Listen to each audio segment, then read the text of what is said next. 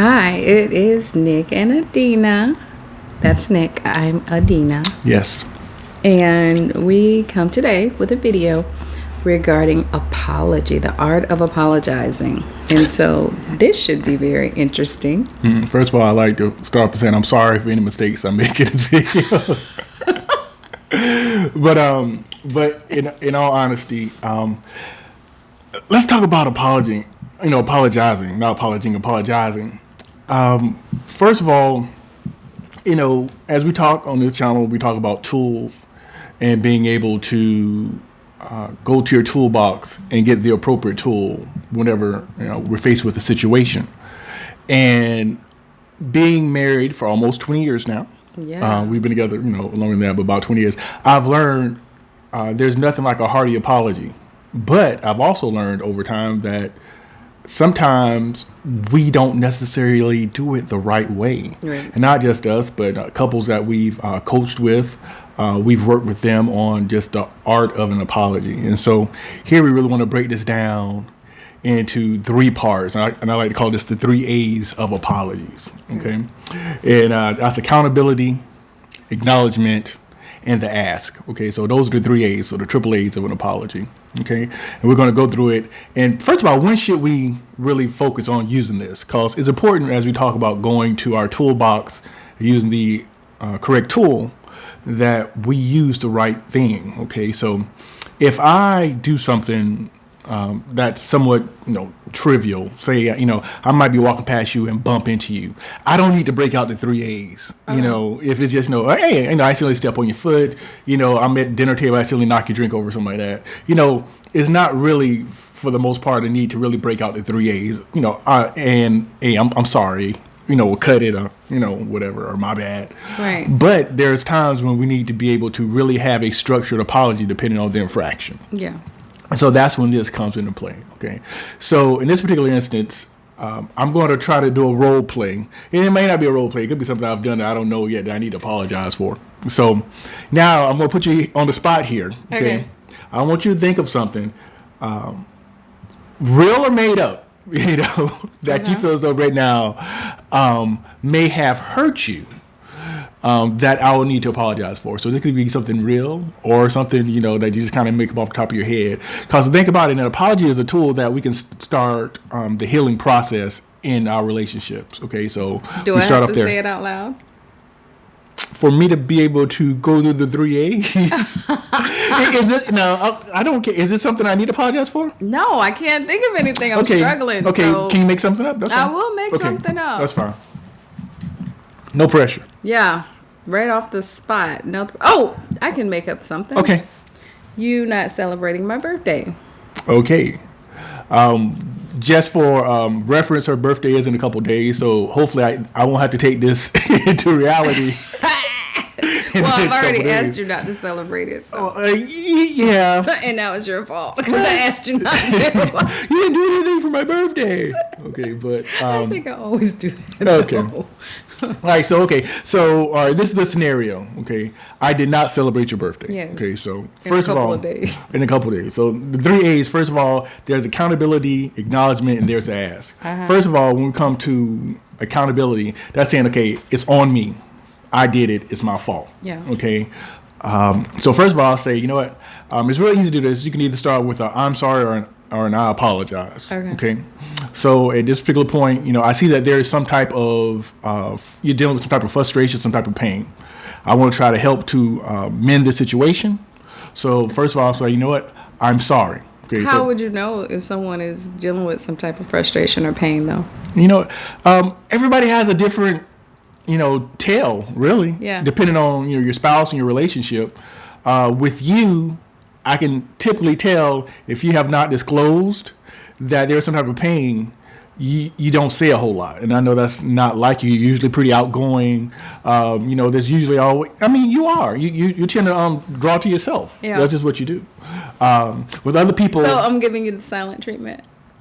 I think you can just feel it, though, right? Yeah, definitely. You can feel the tension. You can cut it at times. Other people, they tend, unfortunately, to try not to be around You know, this might be okay. I'm going to do some extra time at office, or I'm going to stay at the gym for a long time, or I need to go help my parents do something, or just anything just to kind of not be around. Yeah. I'm trying to not deal with it.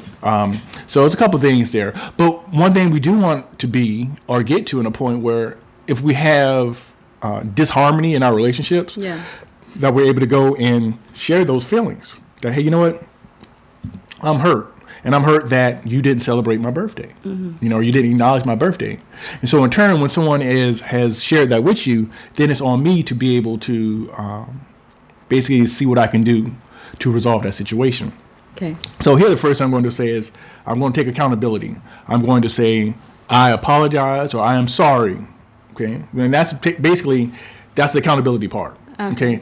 Now, granted, let's not overcomplicate this thing. Because oftentimes what will happen is that the accountability part will come, then the next L come, then we're running in the ditch. I'm going to talk about running in the ditch in just a second, but we're going to keep it simple. We're going to keep it light. Say, hey, I'm sorry, or I apologize for. Okay. Next is the acknowledgement. The acknowledgement is the act. The act is whatever happened to cause that person that distress or to cause that disharmony in your relationship. So first of all, I'm sorry for not acknowledging your birthday, not celebrating your birthday. Okay. Right. Let's not make it, difficult or challenging. Okay. Now, when we get to the acknowledgement, we can add some context around it, but for the bare minimum that we want to do is acknowledge the situation. Okay. So I'm going to say, I'm sorry for not acknowledging your birthday. I know that birthdays are important to you. So I need to try to do better. Okay. First of all, we got another I coming in. I. Okay. We can also put some additional context around that as well. I need to try to do better. I know that even though, they might not mean that much to me, I know they're important to you. And I just, I have to be willing to just do better around that. Okay. Well, those are the two ways. All right. Acknowledgement, accountability is the first one. And you'll notice I'm constantly repeating this because I really want to drive it home. Okay. And the third one is to ask. Okay. Now, the third one is asking for forgiveness. Yes. Okay. So the important thing is why we ask for forgiveness is that if I'm asking this person for forgiveness, guess what? They might not be in a position where they feel like they can forgive me right now. Right. That might not be something that I want to hear. Right. But it's the truth of the matter.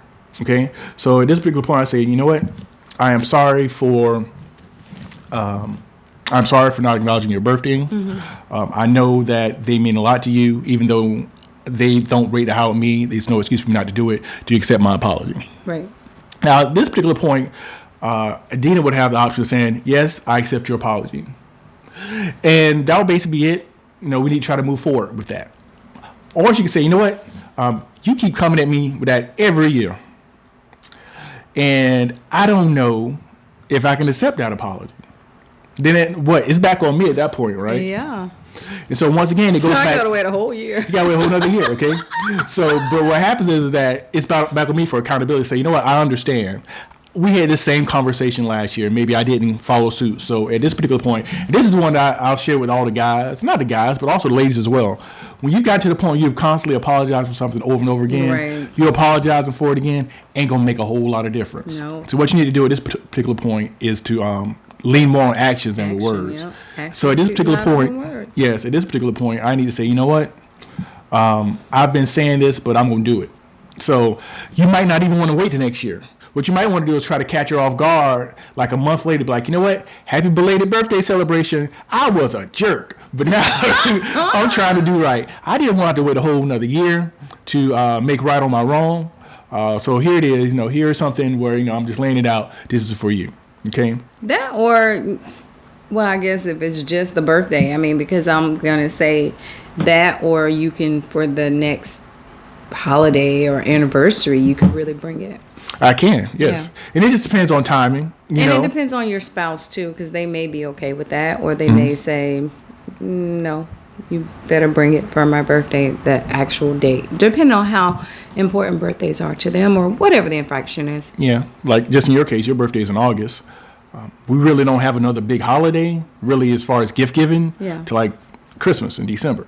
So do I really want to have to wait that long? Nope. Nope. So I need to probably just come up with a happy Adinah day or something just to make it for it, or happy belated day or something like that. You know, you don't want to. You want to go ahead and definitely go ahead and do what you need to do to show good intentions. So that's it. So, what's your thoughts about the 3 A's, ma'am? I think it's wonderful. I mean, you're right, because you have to acknowledge it. You have to ask, and take accountability. Acknowledge it and then ask. And I think that's so important because, and it's harder for some people. Like for me, are you laughing at me? No, but I'm smirking. For me, it's difficult to apologize. I mean, I think it's easier. You've gotten much better though. Yeah. You know, first of all, 2 years. First of all, it's difficult for her to apologize because, you know, she does Nothing things wrong. wrong so infrequently that she's not in practice of making apologies. So there you go. Yeah. So I mean, I think as a spouse, when your person is trying, you have to acknowledge that they are trying. So I think part of that is important. Yeah, it is. And I mentioned before about running things off in the ditch, right? Yeah. So let me talk about how we can run stuff off into the ditch. Okay, I can take the same thing like, hey, I'm sorry. If you feel it is a horrible one. If you feel that I've hurt you, or whatever. If somebody told you that they hurt you, don't say if you feel. I told you hurt me. So why are you saying if? Right. So I've already made it clear that you have. But the biggest thing to me is that I will say, I'm sorry. And then I acknowledge it for missing your birthday. But you know I've been working a whole lot. And so you shouldn't be acting out. No. We don't do that, okay? I say this all the time.